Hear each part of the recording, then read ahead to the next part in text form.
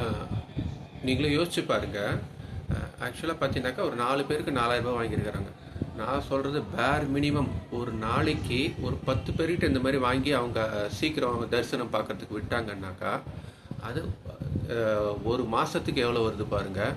365 டேஸ்க்கு எவ்வளோ வருது பாருங்கள். ஒரு மாதத்துக்கு 10,000 ரூபாய்னா 3 லட்ச ரூபாய்கிட்ட வந்துருங்க. அது 365 டேஸ்க்கு இதேமாரி பண்ணிட்டு இருந்தாங்கன்னா எவ்வளோ பெரிய ஸ்கேம்ங்க இது.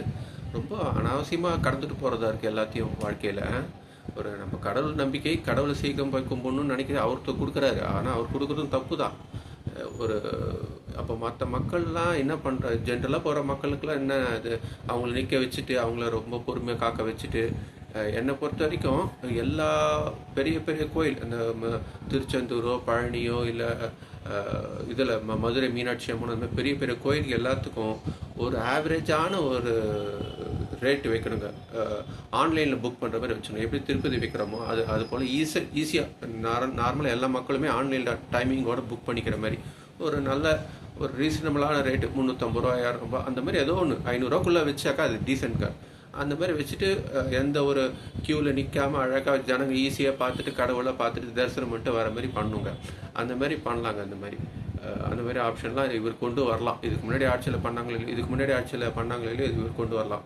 அதே போல் பார்த்தீங்கன்னா இதுக்கு முன்னாடி பண்ண ஆட்சியில் வந்துட்டு எதிர்கட்சி அந்த பிஜேபியில் நிறைய குறை சொன்னாங்க.